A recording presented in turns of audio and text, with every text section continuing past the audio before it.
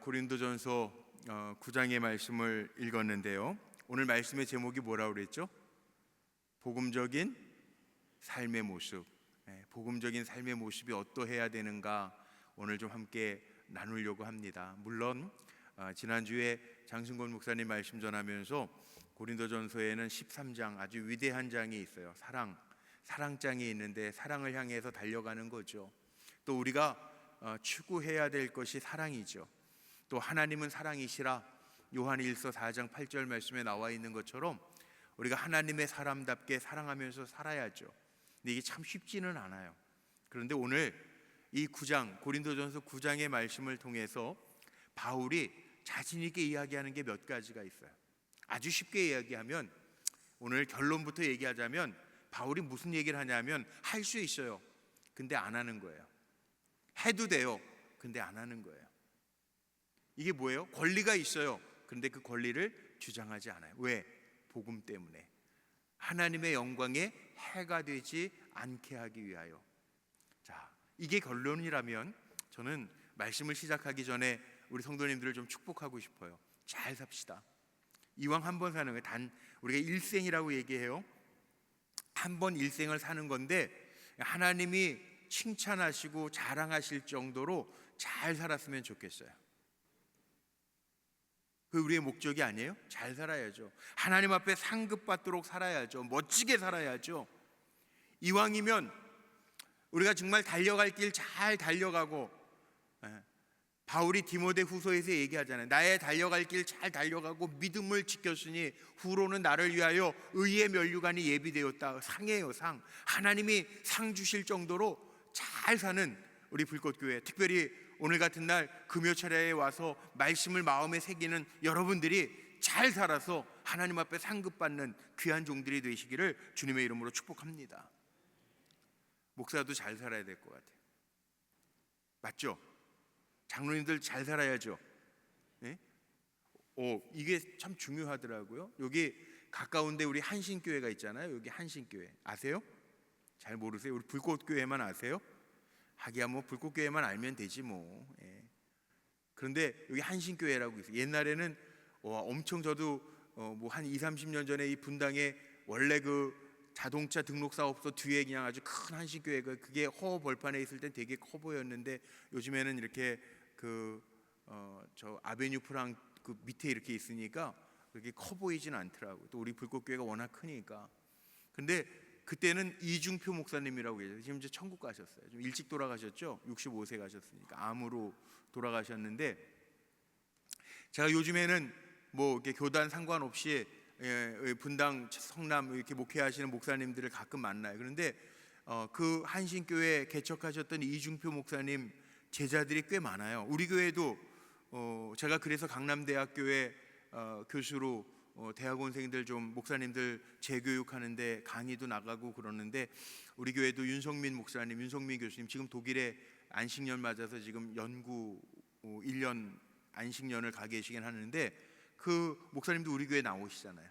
근데 다 이중표 목사님의 제자들이에요. 지금 한신교회 담임 목사님도 저랑 자주 이렇게 만나는데 윤교휘 목사님이라고 있어요. 근데 그 목사님도 이중표 목사님 제자예요. 근데 만나서 이야기하다 보니까 그 제자는 제자들이더라고. 그러니까 이중표 목사님이 스승 목사님이라 그 얘기를 많이 해요. 별세신앙 들어는 보셨죠, 한 번쯤. 별세신앙. 이 별세신앙이라는 게 별세했다라고 하는 별세가 아니고 별다른 세상, 구별되게 살아가는 사람들의 이야기예요. 저는 이중표 목사님을 사실은 교단도 다르니까 잘은 몰랐어요. 그런데 그 제자 목사님들이 만날 때마다 하도 얘기를 해가지고 좀 들었어요. 왜 그렇게 존경하세요? 그랬더니 별세 신앙, 다르게 사는 신앙을 제자들에게 가르쳐 주시고, 정말 그래서 그 이중표 목사님은 소년 시절서부터 폐결핵, 폐병이 걸려가지고 뭐 조용기 목사님하고 좀 비슷한 얘기인데 죽을 고비를 4번이나 겪고, 그리고 그렇게 지나면서 그 제자들 목사님 얘기로는 그러더라고요. 축복보다 그 이중표 목사님은 축복 그런데 축복이 뭔지 아세요 혹시? 우린 보통 축복 그러는데 축복 그런데 죽음마저도 복이다.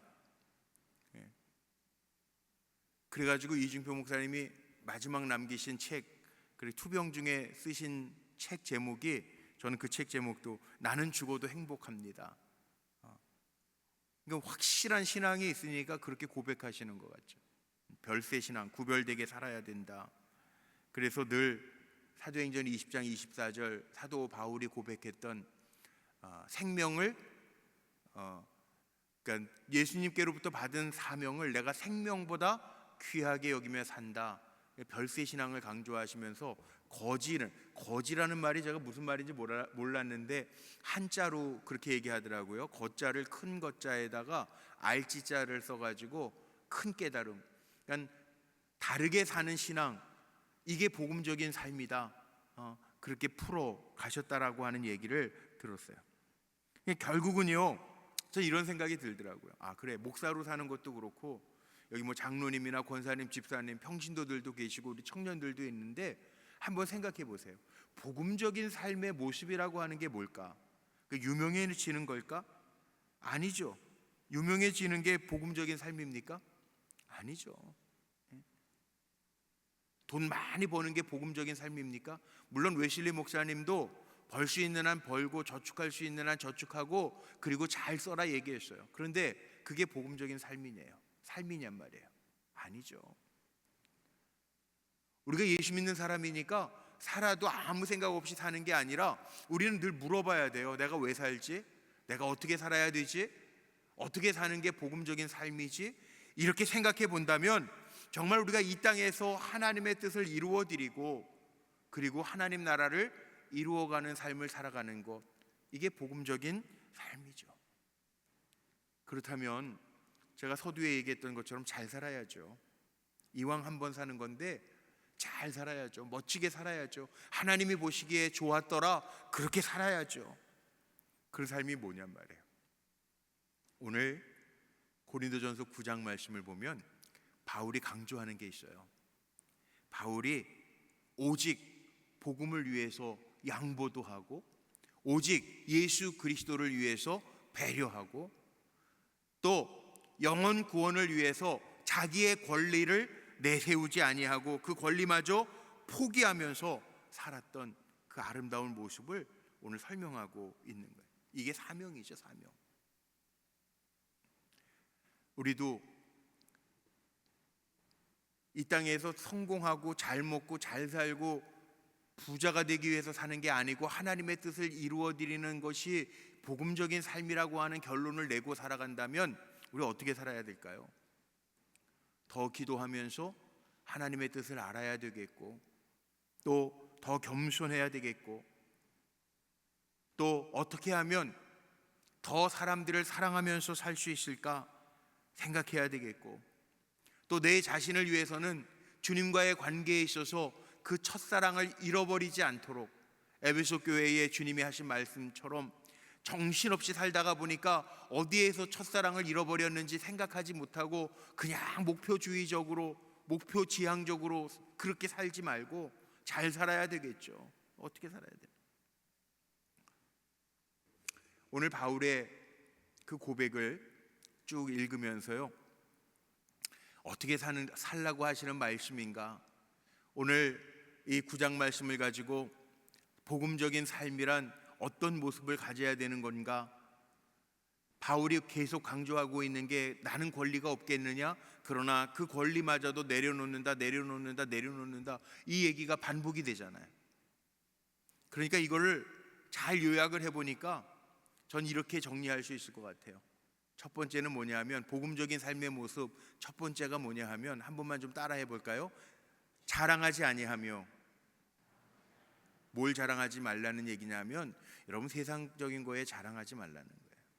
복음적인 삶의 모습은 자랑할 수 있어요. 그런데 그 권리가 있어도 그것 때문에 복음이 가려진다면 그 자랑하지 말라는 거예요. 세상 사람들하고는 왜 다르잖아요. 그런 얘기 있죠. 알치비아데스, 그리스의 아주 땅 부호 알치비아데스라고 하는 대부자가 있었어요. 그 사람이 철학자 소크라테스에게 가가지고 자기 땅 자랑을 하는 거예요. 내가 이렇게 많은 큰 땅을 가지고 있다고 자랑을 하는 거예요. 그러니까 철학자 소크라테스, 철학자는 철학자야. 소크라테스가 어떻게 했는지 아세요? 세계 지도를 알치비아데스에게 이렇게 보여주면서 야, 이 세계 지도에다가 네 땅을 한번 표시해봐라. 세계 지도를 주면서 자기 땅 표시하라고 그러니까 그리스라고 하는 나라의 자기 땅을 어떻게 표시해요? 아무리 땅이 많아도. 소크라테스가 그랬다는 거 아니에요. 야, 네 땅마저, 네가 그렇게 자랑하는 땅마저 표시도 못하면서 그게 뭐 많다고 자랑하냐고. 제가 신학교 다닐 때 그때 교육국 총무님이셨던, 벌써 뭐 한 40년 전 얘기네요. 교육국 총무님이셨던 이해석 목사님이 천국 가셨죠. 근데 그 이해석 총무님이 오셔가지고 신학생들 채플 예배를 인도하시면서 이제 격려해 주시느라고 얘기하시면서 예를 드신 게 지금도 기억나는 얘기가 하나 있어요. 저는 5공화국 때 80년대 중반에 대학을 다녔거든요. 신학대학 다닐 때인데 그 이해석 목사님이 그 초등학교 동창 모임, 목사들이 초등학교 동창 모임 잘 안 가는데 그 목사님이 초등학교 동창 모임을 가셨다는 거예요. 그런데 과간이더라는 거예요. 가보니까 뭐 초등학교 동창들이 모인 친구들이 대부분 자랑하고 싶으니까 뭐 자랑할 거 없는 친구들은 다 쭈그려져 있고 뭐 그냥 별거 아닌데 막 자랑하는 친구들이 있으니까 목사님 눈으로 보니까 야, 저거 괜한 세상 자랑 때문에 괜히 친구들 모여가지고 기죽는 친구 있고 안 됐어 보이고 그러니까 자기가 나섰더라는 거야. 뭐라고 나섰냐면 별 하나 단 친구가 동창 모임 왔는데 육군 제복은 또 왜 입고 와요? 동창 모임에 별 달고 와가지고 뭐 자기 무슨 여단장이라고 그러고 막 자랑하니까 이해성 목사님이 그랬대요. 다른 친구들을 위해서 야, 너는 아무개 대통령은 서로 주고받으면서 별 2개에서 별 5개 대통령도 되는데 이제 별 하나 가지고 뭘 그렇게 자랑하니? 그랬더니 쏙 들어가더래. 별 하나. 어떤 친구는 친구들한테 오자마자 명함 돌리면서 자기 사업한다고 막 명함 하나씩 돌리니까 그 이해성 목사님이 그랬대요. 명함 봤더니 야, 이 회사는 너 뭐 사장은 사장인 것 같은데 들어보지도 못했는데 이거 어디 있는 회사냐? 그랬더니 또 싹 들어가더래. 그러더니 또 저기서 웅성웅성 대더래. 야, 쟤는 뭔데 저렇게 자랑하는 친구 이렇게 약호 죽이고 기죽어 있는 친구 살리냐? 그랬더니 저기서 쟤는 목사래. 그러니까 그 목사는 성공했는지 안 했는지 사회적 세상적 기준으로 알 수가 없잖아. 그러니까 그 목사님 설교하시면서 그러시더라고. 세상적인 거 가지고 기죽고 살지 말고 뭐 그런 얘기를 하신 기억이 나요. 그래요. 세상에서 자랑할 게 뭐 그렇게 있어요? 뭐 별로 자랑할 거 없어요. 누가 그러더라고요. 높은 빌딩 가서 보면은요, 저 밑에 있는 차들이 무슨 차인지 보이지도 않아. 그냥 다 움직이는 차구나. 그 별로 그렇게 중요하지 않아. 살아가면서 뭐 조금 가졌다고 알치비아데스 같은 사람처럼 무슨 땅 좀 가졌다고 그럴 거 없어요. 바울은요, 자랑하려고 하면 바울은 자랑할 거 없겠어요? 바울이 자랑하는 건 다른 거 아니더라고요. 하나님과의 스토리를 자랑하고 영혼 구원에 대한 자랑을 하지 다른 거 아니더라고요. 오늘도 분명히 본문 가운데 16절에 이런 말씀 나와요. 자랑에 대한 단어가 나오면서 내가 복음을 전할지라도 자랑할 것이 없음은 내가 부득불 할림이라. 복음 전하는 것조차도 내가 자랑할 거 아니고 당연히 해야 되는 사명이고. 근데 사실 바울은요, 인간적으로 보면 바울은 자랑할 게 많았던 사람이죠. 유대인 중에 자기도 유대인이고, 뭐라 그래요? 예루살렘 출신의 베냐민 출신이고 가말리엘 문화생, 오늘식으로 쉽게 얘기하면 무슨 카이스트 공대 출신이에요. 뭐 이런 거예요. 이런 거. 세상적으로 자랑하려면 로마 시민권도 그 당시에 부러워하던 로마 시민권자이기도 하고, 주님 만나고 나서 아라비아 광야에서 영적인 훈련도 받았고, 사도 바울은 신앙의 삼층천 영적인 체험도 가지고 있고, 바울은 이방인들을 위해서 복음을 전하기 시작하면서 하나님의 인도, 성령의 인도하심을 따라 인도하심을 받아서 유럽의 교회들을 세워나가기도 시작했던, 많은 교회를 세웠던, 인간적으로 자랑하려고 하면 자랑거리가 많아요. 그런데 부득불 내가 감당해야 될 일들을 감당한 거지 자랑할 게 없다라고 오히려 고백해요. 나중에 뒷부분에 가면요, 고린도전서 10장 11장 마지막에가 뭐예요? 우리가 무엇을 먹든지 마시든지 입든지 뭐 하라고요? 하나님의 영광을 위해서 해라. 바울의 목표는 이거예요. 자랑할 게 없다는 거예요. 자, 우리는요, 복음적인 삶의 모습으로 지금 살아가고 있는지 한번 점검해 보라는 거예요. 이거 방향이 틀려지면 안 됩니다. 제가 늘 얘기하는데 우리의 목표, 인생의 방향이 지금 점검하지 아니하고 조금 틀어지면요, 시간이 지날수록 엉뚱한 방향으로 갈 수밖에 없어요. 그러니까 복음적인 삶을, 표대를 예수 그리스도 삼아서 잘 삼고 내가 지금 복음적인 삶의 방향에서 엇나가지는 않았는지, 방향이 틀어지지는 않았는지 점검하면서 살라는 거예요. 복음적인 삶의 모습은 뭐라고요? 자랑하지 마세요. 더군다나 세상적인 걸로 자랑하지 말라는 거예요. 이게 복음적인 삶의 모습이라는 거예요. 두 번째는 뭐냐 하면 주장하지 말라는 거예요. 주장하다가 싸움이 나고 마음이 갈립니다. 부부간에도 가까운 친구간에도 자기 주장이 너무 강하면 주변에 사람이 없더라고요. 바울이요, 권리가 있어요. 주장할 만한 게 다 있어요. 그런데 바울이 오늘 설명하는 게 그거예요. 율법이 없는 사람에게 가서는 내가 율법 없는 자처럼 행해주고, 율법이 있는 사람에게 가서는 율법이 있는 자처럼 행해주고, 유대인에게 가서는 유대인을 얻으려고 유대인에게 맞춰주고, 자기 주장이 없어서가 아니라 주장하지 않고 사람을 얻었다는. 존 그레이가 쓴 화성에서 온 남자, 금성에서 온 여자라고 하는 결혼을 앞두고 있는 신혼 부부들에게는 꼭 제가 필독서로 읽어보라고, 그리고 그 다음에 나온 책들이 참 많아요. 요즘에는 워낙 가정 상담, 또 예비 가정 학교 이런 교육들을 많이 시키니까 좋은 책들이 많이 나오는데, 본질적으로 그런 책은 뭐예요? 남자와 여자가 다르다는 거죠. 다름을 인정해주고. 남자와 여자만 다릅니까? 아닙니다. 다 다릅니다. 우리 교회 오늘은 이렇게 많이 모이진 못했지만 오신 분들 보세요. 다 달라요. 고향도 다르고, 학교 배경도 다르고, 가정의 문화 배경도 다르고, 뭐 여기에 같이 예배 드린다고 신앙의 배경, 예수 그리스도를 믿는 믿음은 같겠지만 우리의 믿음의 분량이 다 달라요. 성경도 그것도 인정해요. 그래서 믿음의 분량에 따라, 이 말씀도 성경의 곳곳에 나와요. 다 달라요. 가정 환경도 다르고 삶의 모습도 달라요. 근데 자기만 맞다라고 주장한다면 이게 어우러질 수 있을까요?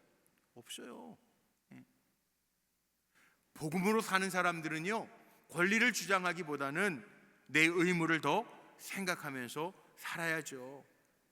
다른 사람 보면 나랑 다르다 그래서 틀리다라고 하는 게 아니라 배려하면서 살아야죠. 이게 복음적인 삶이라는 거예요. 18절에 보니까 이런 말씀이 있습니다. 18절 말씀에, 오늘 본문에 아까 읽었던 말씀인데요, 그런즉 내 상이 무엇이냐? 내가 복음을 전할 때 값없이 전하고 복음으로 말미암아 내게 있는 권리를 다 쓰지 아니하는 이것이로다. 어느 책을 읽다 보니까 이런 문구가 나오더라고요. 무지한 사람이 무례하대요. 무지한 사람이 무례하대요. 자기만 맞다라고 생각하는 사람, 자기의 카테고리에 갇혀 있는 사람이 무례하다는 거예요. 그러니까 우리가 신앙생활하면서 이거 참 경계해야 돼요. 또 열심히 봉사하면서 이거 경계해야 돼요. 자기만 맞다고 생각하는 거. 그렇지 않아요. 그걸 혼자 살아야 돼. 그런 분들은 괜히 다른 사람들 힘들게 하거나 불편하게 하면 안 돼요. 다른 사람을 배려할 줄 모르면 안 된다는 거예요. 십자가. 예수님이 십자가 지셨어요. 누구 때문에? 자기 때문에? 아니요. 우리 때문에 십자가를 지신 거예요. 그러니까 십자가라고 하는 것도요, 십자가가 이기는 이유가 여기에 있어요. 나를 포기하고 내어준 게 십자가잖아요. 그러니까 우리가 십자가 신앙 그러면 우리가 당연히 권리가 있어도 배려하고 남을 생각할 줄 아는, 공동체를 생각할 줄 아는, 이게 십자가 신앙이에요. 십자가 십자가 내가 처음 볼 때에, 우리 찬송은 그렇게 하면서 만왕의 주 예수를 바라보면서 살자고 그러면서 신앙생활하면서 이기적으로 살아간다면 이건 전혀 복음적인 삶과는 관계가 없는 삶이라는. 우리가 이 땅에 사니까 사실은 하나님 앞에 이렇게 한 걸음 한 걸음 더 가까이 가는 건데, 우리가 이 땅에서 살다 보니까 자꾸 우리의 아집과 고집과 내 주장이 강해져서 척지고 살아갈 때가 참 많아요. 그런데 그렇게 살지 말자는 거예요. 바울이 오늘 고백하는 게 그거예요. 자기 주장만 하면서 살지 말자는 거예요. 내가 주장하지 않아도, 내가 세우지 않아도 하나님이 세우시는 게 있다는 거예요. 저는 복음적인 삶의 모습은 여기에 있다고 생각해요. 우리 한 번만 따라해 볼까요? 하나님이 세우시는 게 있습니다. 이게 진짜입니다. 여러분, 내가 세우는 삶보다 복음적인 삶의 모습은요, 하나님이 나를 인정하셔서 세워주시는 삶이 있어요. 이게 진짜예요. 그러니까 우리가 늘 점검하면서 내가 지금 복음적인 삶을 살아가고 있는가 점검하면서, 저는 저뿐만 아니라 우리 불꽃교회 성도님들의 삶 속에요, 하나님께서 세워주시는 은혜가 있으시기를 축원하고 축복합니다. 이게 진짜예요.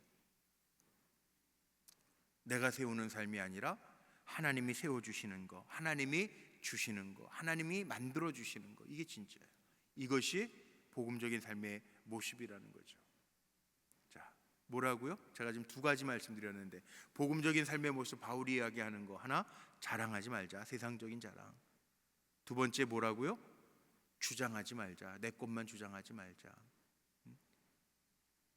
우리가 복음적으로 예수 전하면서 선한 영향력을 끼치면서 산다고 한다면 다른 사람을 배려하고 다른 사람을 불쌍히 여길 수 있는 삶을 살자는 거죠. 마지막 세 번째는 뭐냐 하면, 한 번만 따라해 볼까요? 억지로 살지 말자. 억지로 하지 말자. 네, 억지로 하지 마세요. 네.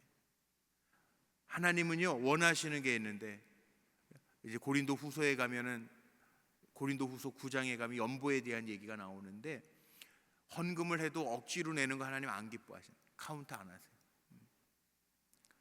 자원하는, 봉사를 해도 누가 시켜가지고 억지로, 물론 십자가 억지로 져서 구레네 시몬 같은 사람도 구원받는 사람도 있어요. 그런데 하나님이 기뻐하시고 즐겨하시는 게 뭐냐 하면 자원하는 마음이, 자원하는 마음. 억지로 하는 게 아니라 자원하는 마음. 주님의 십자가를 져도 자원하는 마음, 감당하라는 거예요. 진짜 건강한 교회는요, 봉사하고 싶어서, 섬기고 싶어서, 어떻게 하면 내가 헌신할까, 그러면서 섬기는 교회가 건강한 교회죠. 자, 보세요. 19절, 오늘 읽었던 말씀인데, 집에서 막 말씀을 많이 묵상 안 하신 분들은 제가 읽는다고 눈으로는 따라왔지만 지나가서 잊어버리셨을지 모르겠는데, 19절 한번 앞에 화면에 있는데 같이 한번 소리내서 읽어볼까요? 시작. 내가 모든 사람에게서 자유로우나 스스로 모든 사람에게 종이 된 것은 더 많은 사람을 얻고자 함이라. 하나님께서 귀하게 여기시는 마음이 이 마음이에요. 바울이 고백하는 것처럼 내가 자유로워, 내가 모든 거 할 수 있어, 권리도 있어. 그런데 종이 된 것은, 그 사람에게 맞춰주는 것은, 억지로 하지 않는 것은 더 많은 사람을 얻고자 함이라. 교회 일도 마찬가지. 우리가 주님의 일이라는 표현을 많이 쓰는데, 사실 주님을 위해서 시간을 드리고 몸을 드리고 헌신할 수 있다라고 하는 거는, 저는 제가 볼 때 감사의 제목이죠. 아무나 할 수 없는 거죠. 생각해 보세요. 하나님께서 재능도 주시니까 감당할 수 있는 거잖아요. 시간도 주셨으니까 주를 위하여 드릴 수 있잖아요. 건강도 주셔서 섬길 수 있는 거잖아요. 아니, 그거보다 더 일할 수 있는 기회가 우리에게 주어졌다라고 하는 게 얼마나 감사합니까? 할 수 있을 때가 있고 할 수 없을 때가 있어요. 전도서에 보면 다 모든 것이 때가 있고 기한이 있대요. 그러니까 할 수 있을 때 섬길 수 있다라고 하는 것은 축복이죠. 그냥 기쁜 마음으로, 자원하는 마음으로 하라는 거. 억지로 하지 말고. 억지로 일 시키면 꼭 저질리 한다고 그러잖아요, 옛 어르신들이. 그렇게 하지 말라는 거예요. 하나님 하게 하실 때 기쁜 마음으로, 감사한 마음으로 섬기라는 거예요. 요즘에요 그런 표현을 많이 쓰더라고요. 뭐 음식을 만드는 TV 프로그램 뭐 이런 거 보면은 가끔 그런, 음식을 만드는데 진심이다, 뭐 이런 표현, 진심이라는 말을 많이 써요. 오늘 바울이 마지막에 이렇게 복음적인 삶을 살아가는 사람을 비유로 들면서 운동장에서 다름박질하는 사람과 비유를 이렇게 같이 둡니다. 보세요, 운동장에서 다름박질하는 사람, 많은 선수들이 있어도 상 얻는 사람은 하나라는 거예요. 그러니까 우리가요 다 예수 믿고 성도, 하나님의 자녀로 살아가는데 정말 마지막 순간에 하나님께서 인정하시는, 하나님께서 야 잘 살았구나, 야 너는 참 수고했다 내 종아, 그럴 사람이 있다는 거예요. 그 얘기는 거꾸로 얘기하면 하나님께서 카운트 안 하는 사람도 있다는 거예요. 예수 이름으로 사는 것 같은데 내가 너를 도무지 알지 못한다, 이런 사람도 있다는 거예요. 정말 그 얘기잖아요. 지난주에도 그랬잖아요. 가가 가다. 저 표현, 가가 가다?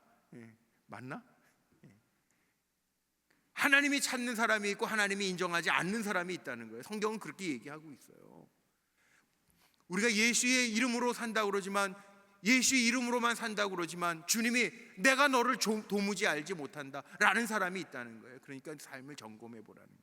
바울이 고린도 교회 성도들에게 편지를 보내면서 고린도 교회 안에 있는 많은 문제들을 물론 가지고 이야기하고 복음적으로 풀어가는 게 있는데, 오늘은 그 가운데 이 삶에 대한 거, 야 복음을 위해서 산다고 한다면 권리가 있지, 네가 자랑할 것도 있지, 네가 주장할 만한 건덕지도 있지. 그러나 정말 복음적인 삶을 산다면 그것도 내려놓을 수 있는 삶을 사니, 그거 얘기하는 거예요. 존 스토트 목사님도 기독교 고전이죠. 존 스토트 목사님 많은 책을 남겼는데 거기에 주 내용이 뭔지 아세요? 존 스토트 목사님도 갈라디아서 2장 20절, 십자가 안에서 내가 죽었으니 내가 내 안에 그리스도가 사시는 것이라.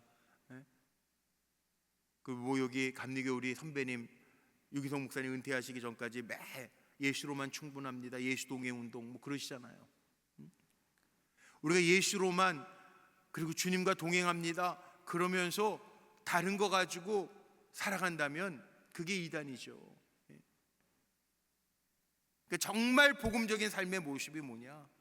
주님과 함께 십자가에서 죽었으면 내 안에서 주님이 사시도록 살아가는 게 복음적인 삶이다. 주님이 사시도록, 내 주장하지 말고 내 자랑하지 말고 주님이 하실 수 있도록 내어놓고 사는 삶을 살자. 이게 진심이에요. 그래서 24절 이하에 운동장에서 다름박질하는 자들 가운데 상 얻는 사람이 한 사람, 오직 한 사람인 것을 너희가 알지 못하느냐, 그렇게 바울이 이야기하잖아요. 정말 그래요. 루마니아가 그 체조 요정 코마네치라고 하는 아주 유명한, 루마니아가 체조로 유명하죠. 동유럽 선수들이 체조를 잘하죠. 그런데 거기 체조 요정인 코마네치를 길러낸 아주 유명한 코치가 있어요. 벨라 카롤리라고 하는 코치가 있는데요, 이 사람이 미국으로 망명을 가서 300명의 제자들을 만들어냅니다. 아주 유능한 동유럽에서 석권하던 그 체조 종목에 그 미국으로 망명을 가서 제자들을 만들어내면서 세 가지를 강조를 해요. 무슨 얘기를 했냐면, 개인적인 삶 그거 포기하고 코치의 훈련 그 방향, 그걸 잘 순종해야 너희가 성공할 수 있다. 두 번째는 모든 생활의 우선순위는 너희가 체조를 목표로 해서, 선수를 목표로 해서 산다면 이 체조 운동하는 거의 목표를 가장 우선순위로 둬라. 세 번째는 다른 복잡한 거 생각하지 말고 단순하게 오직 목표만, 체조만을 생각하면서 운동에 전념해라. 그래야 성공한다. 우리가 복음의 사람이라면 이거 그대로 한번 적용해 보세요. 내가 정말 복음적인 삶을 살기를 원한다면 바울이 얘기하는 바울의 처방전은 뭡니까? 결국은 사랑의 삶을 향해서 달려가는 게 맞는데 내 자랑 내려놓고, 주장할 수 있는 권리가 있는데 그 주장 권리, 그거 주장하면서 다른 사람과 갈려지는 거, 그거 포기하고 내려놓고 배려하고, 그리고 이왕하는 거 억지로 하지 말고 기쁜 마음으로, 자원하는 마음으로 해서 주님이 원하시는 목표치 잘 이루면서 살아라. 이게 복음적인 삶이다. 그 얘기하는 거잖아요. 그 복음 하나면 충분하다, 그거죠. 복음이 있으면 거기에 희생이 있고, 복음이 있으면 부드러워질 수밖에 없고, 복음이 있으면 내가 주인이 아니고 종이기 때문에 양보할 수 있고, 거기에 화해가 있고 사랑이 있다. 이거 기억하라는 거예요.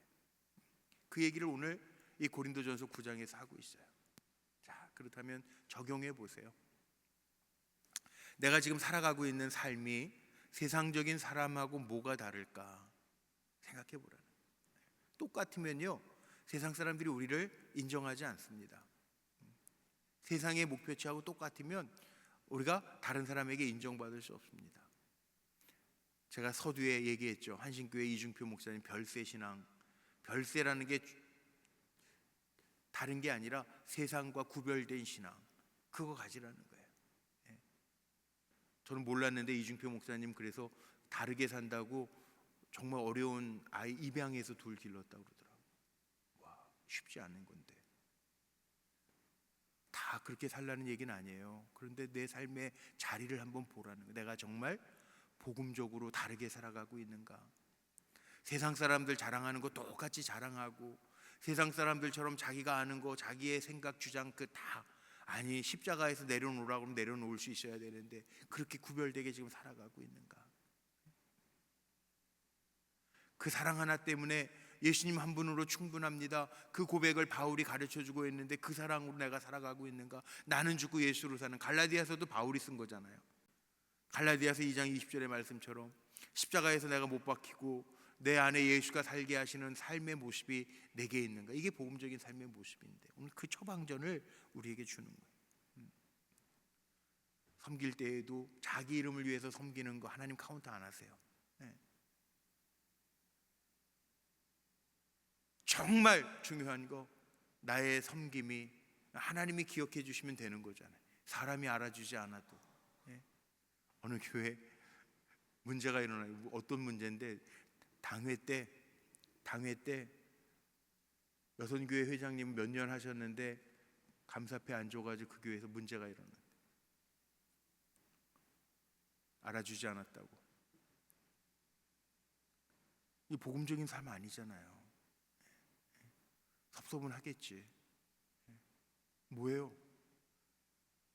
기쁜 마음으로 하나님 시간 드리고 몸 드리고 헌신할 수 있는 재능 주신 거 감사합니다. 이게 복음적인 삶이라니. 바울이 그 얘기한 거예요. 오늘 길게 27절을 얘기했는데 그 얘기한 거예요. 세상적인 자랑에 치우치지 말고, 자기가 할 수 주장은 나도 할 수 있어. 근데 주장하지 말고, 억지로 하지 말고, 하나님 앞에 상 얻는 그거 바라보면서 잘 달려가자. 끝까지 달려가자. 이게 오늘 말씀이에요. 마음에 잘 새기고 그렇게 살기를. 아니, 우리의 섬김과 우리의 헌신이 오늘 우리 찬송할 건데 하늘에서 해같이 빛나리라, 그 약속의 말씀 붙들고 달려가는 저와 여러분 다 되시기를 주님의 이름으로 축복합니다. 자, 우리 함께 찬양할